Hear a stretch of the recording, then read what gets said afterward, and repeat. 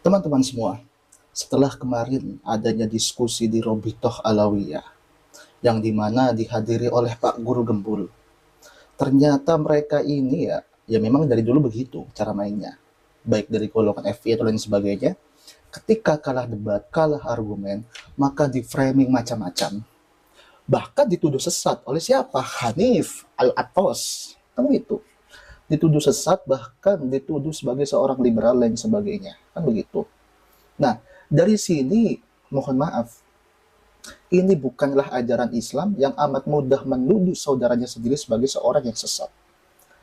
Ya, ini bukan ajaran Islam tapi ajaran jahiliyah yang kerap sekali ingin memecah belah bangsa, yang kerap sekali ingin adanya permusuhan, yang dimana mereka adalah orang-orang feodal, orang-orang yang ingin dihormati, lantas ketika ada yang kritik dikatakan sebagai apa? Antek PKI, waladuzina.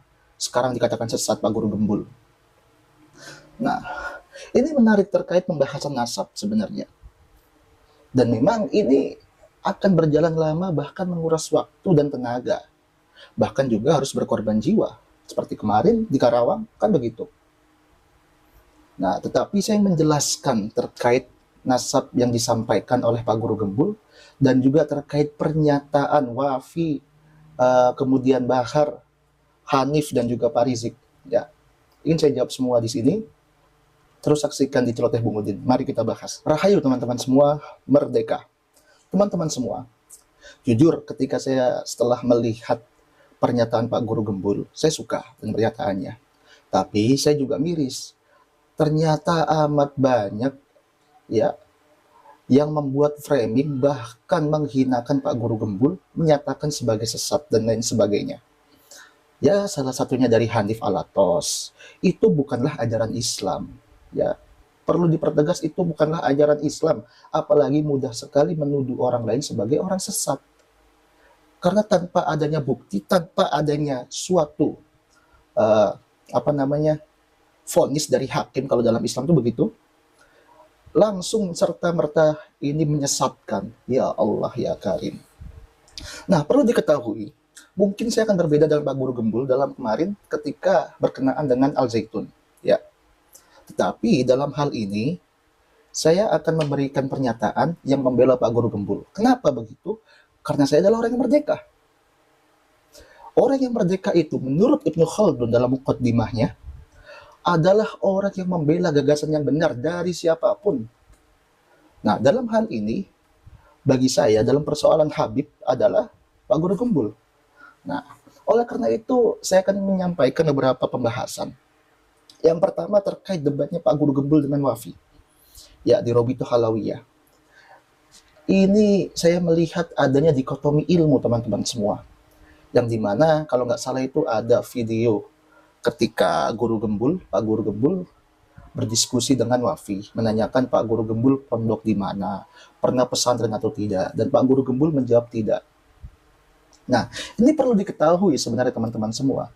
Dalam tradisi Islam, khususnya di Indonesia, ada namanya pemisahan ilmu, dikotomi ilmu.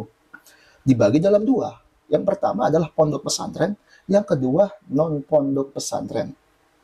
Nah, orang-orang yang dari pondok pesantren dianggap atau dinisbatkan kepada dirinya sebagai apa? Orang yang alim.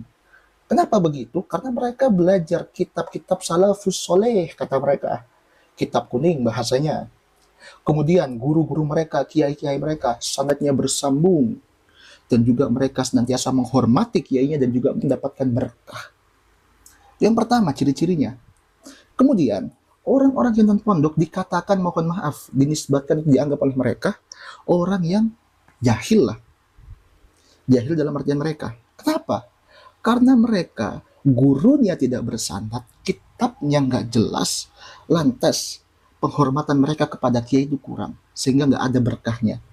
Nah, dikotomi ilmu yang seperti ini, mohon maaf, ini bukanlah ajaran Islam. Apalagi orang-orang yang dari pondok pesantren merasa dirinya alim, merasa dirinya lebih mulia, lebih paham ilmu, itu adalah sifat syaitan, sifat iblis.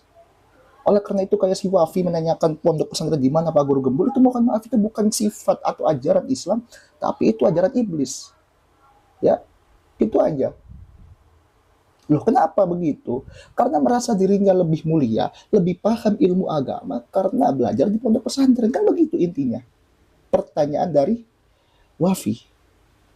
Padahal ilmu itu nggak cukup dari pondok pesantren dan nggak cukup juga dari universitas. Makanya itu Rasulullah Shallallahu Alaihi Wasallam bersabda, carilah ilmu dari hidup sampai ke liang lahat. Kan gitu. Nggak ada Rasulullah menyampaikan carilah ilmu di pondok pesantren itu nggak ada. Tapi dari kita awal hidup sampai kita mati, suruh mencari ilmu. Nah, kemudian kenapa ada dikotomi ilmu? Karena tadi itu adanya suatu pemahaman terhadap suatu dalil yang dimana bunyinya kurang lebih begini. Barang siapa yang diberkahi dan diridhoi oleh Allah, maka Allah akan permudah dia untuk ayyufaqihu fid dini, untuk memahami agamanya. Oleh karena itu orang-orang yang belajar di pondok pesantren adalah orang yang diberkahi oleh Allah, orang yang dimuliakan oleh Allah karena dia diberikan kemudahan memahami agamanya. Nah, ini adalah pernyataan syubhat bagi saya. Oleh karena itu, kalau teman-teman melihat pernyataan saya ketika satu surah di Al-Zaitun, saya menolak dalil tersebut. Nah, kemudian teman-teman, terkait dalil tersebut kerap kali dijadikan sebagai apa? Pemisahan ilmu. Engkau kalau di pondok pesantren belajar ilmu agama, tapi kalau engkau di sekolah umum, engkau nggak belajar ilmu agama. Padahal nggak gitu konsepnya. Semua ilmu itu adalah agama. Dan ilmu itu sendiri adalah agama. Karena tujuan ilmu adalah mencerdaskan manusia dan itulah tujuan agama. Itu loh. Nggak ada dikotomi seperti itu. Gak usah sombong kalian. Tapi teman-teman semua, jika kita berbicara fakta, banyak juga lulusan dari pondok pesantren yang mohon maaf, berandalan, pakai narkoba, ya. Apalagi yang perempuannya setelah keluar dari pondok justru lepas hijab, bahkan mohon maaf ya, menjadi wanita penghibur atau PSK. Kenapa begitu? Karena mereka, para santri, santriwati yang belajar di pondok pesantren itu memahami agama, mendalami agama, bukan karena keimanan, tapi karena takut kepada kiainya. Sehingga ketika mereka keluar dari pondok pesantren, mereka merasa terbebas dari kiainya, kemudian mereka bebas melakukan apapun yang itu bertentangan dengan keagamaan. Kan gitu. Nah, ini sudah kita bahas terkait dikotomi ilmu, baik antara pondok dengan non-pondok. Ini saya ingin menjawab terkait pernyataan Wafi kepada guru Gembul, yang menanyakan pernah mondok atau tidak. Itu gak pantas seperti itu, Wafi. Gak pantas seperti itu. Ente ini. Memangnya, kalau guru Gembul tidak mondok, apakah dia tidak boleh berbicara? Selama guru Gembul mempunyai argumentasi, mempunyai referensi dan sebagainya, dia itu berhak berbicara dan sebagainya. Jangan karena guru Gembul tidak mondok, lantas Anda merendahkan guru Gembul karena tidak mondoknya tersebut. Apalagi Anda menanyakan hal-hal yang memang dipelajari di pondok. Kan ini seakan-akan argumentum atau hominem. Argumentasi merendahkan diri orang lain. Itu nggak boleh seperti itu. Nah, itulah teman-teman semua. Kemudian, selanjutnya, terkait guru Gembul. Ya, karena setelah guru Gembul ini viral di TikTok ramai dan sebagainya, ya, karena sudah berani menelanjangi Robitoh Alawiyah di kandangnya sendiri, bahkan mengambil sampel contoh dari Rizik dan juga Bahar, akhirnya ini guru Gembul ini, Pak Guru Gembul, dikatakan sebagai seorang liberal, kemudian dianggap sebagai menyesatkan. Ini akan saya jawab teman-teman semua. Ya, jujur, saya sendiri pun celoteh Bung Udin, ini saya terinspirasi dari Pak Guru Gembul untuk membuat konten tersebut. Kemudian, kalau Anda menyimak konten-konten dari Pak Guru Gembul secara menyeluruh, ya, Pak Guru Gembul ini bukan liberal sebenarnya. Pak Guru Gembul ini adalah salafi modern, kalau bagi saya. Loh, kenapa salafi modern? Karena terkait hal-hal kepercayaan, terkait hal-hal akidah, beliau tidak berani memasuki dengan ranah logika. Nggak berani.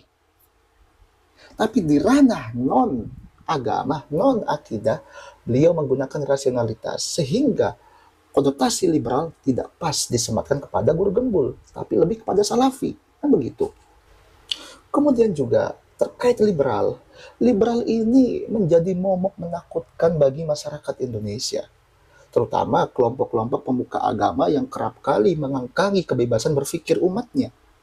Loh, kenapa begitu? Ini berdasarkan fatwa MUI terkait apa? Sepilis, sekularisme, pluralisme, dan liberalisme. Ini dianggap difatwakan oleh mereka sebagai sesat menyesatkan. Nah, sehingga dikit-dikit ada orang yang menggunakan akal dianggap liberal, dianggap sesat. Ya Allah, berapa banyak tuh dosanya yang bikin fatwa itu MUI, MUI. Memang nggak pantas ada MUI sebenarnya di Indonesia itu. Ya, nggak pantas.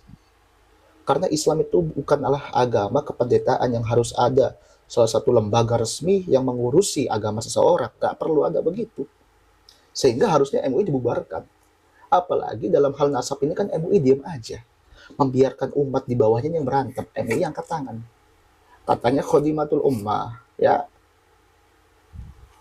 Nah, perlu saya tegaskan bahwa liberal itu sejatinya adalah pokok ajaran daripada Islam. Gitu loh teman-teman semua.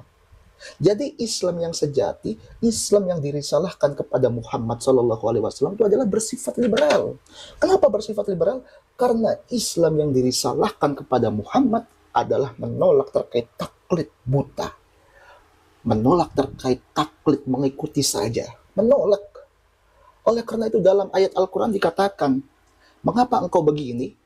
Karena kami mengikuti nenek moyang kami. Memangnya nenek moyang kamu itu sudah betul beragamanya? Kan begitu. Nah, itu bukti bahwa Islam yang dirisalahkan kepada Muhammad adalah menolak ajaran taklid. Ya, sehingga Islam bersifat liberal. Begitu teman-teman semua. Kemudian, yang menjadi bukti lagi bahwa wahyu yang pertama turun kepada Muhammad SAW adalah apa? Quran surah Al-Alaq. Terkait apa? Iqra, baca. Membaca itu nggak bisa hanya dengan mulut, tapi harus dengan pikiran dan akal. Sehingga akal itu amat diperlukan dalam beragama. Sehingga apa? Dalam suatu hadis dikatakan, mata madinu insanun qatun hatta yatimah akluhu. Gak akan sempurna agama seseorang selamanya kalau gak sempurna akalnya. Liman la aklalahu la dinalahu. Barang siapa yang gak berakal, maka gak ada agama baginya. Ini hadis walaupun dikatakan do'if, tapi matanya sahih. Kenapa matanya sahih? Karena kalau Anda orang Islam, ya, kalau Anda ingin menjalankan sholat, puasa, atau zakat, yang diwajibkan, yang dirukunkan yang pertama itu apa? Balik dan berakal, kemudian mumayyiz. Ya, artinya apa? Orang yang sudah berakal itulah yang mendapatkan beban kewajiban menjalankan ibadah. Kalau anak kecil nggak wajib. Inilah pentingnya akal. Lantas sekarang akal direndahkan, akal dihinakan, terutama dikit-dikit dikatakan liberal, justru mereka lah ya kelompok-kelompok para habaib yang menyatakan liberal, yang merendahkan akal, ya, apalagi menyatakan terkait masalah Habib ini cukup percaya saja, seakan-akan jadikan sebagai suatu keimanan. Ini mereka, mohon maaf, itu adalah ajaran Yahudi dan Nasrani. Buka dalam Quran surah Taubah ayat 31. Bahwa orang Yahudi Nasrani menuhankan pendeta-pendeta mereka dan rahib-rahibnya. Al-Quran tidak hanya berlaku untuk orang Yahudi dan Nasrani, tapi juga berlaku untuk kita. Kita harus sadar bahwa banyak perilaku umat Islam yang menuhankan para kiai, para habaib, para ustadz. Gitu. Dan itulah yang terjadi. Sehingga apa? Sudah saya bilang berkali-kali, Islam yang saat ini bukanlah Islam yang dirisalahkan kepada Muhammad SAW. Tapi Islam yang dibentuk atas sentimen golongan. Islam yang dibentuk karena apa? Eksistensi, ingin menguasai, menginvasi, dan sebagainya. Kan begitu. Ya Allah ya Karim. Nah, gitu teman-teman terkait liberal. Memang panjang.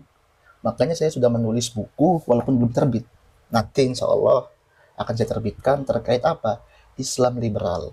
Yang dimana itu saya dipelopori oleh Hamka dalam membuat karya Islam liberal, kan begitu. Insya Allah akan saya terbitkan dalam waktu dekat. Bismillah.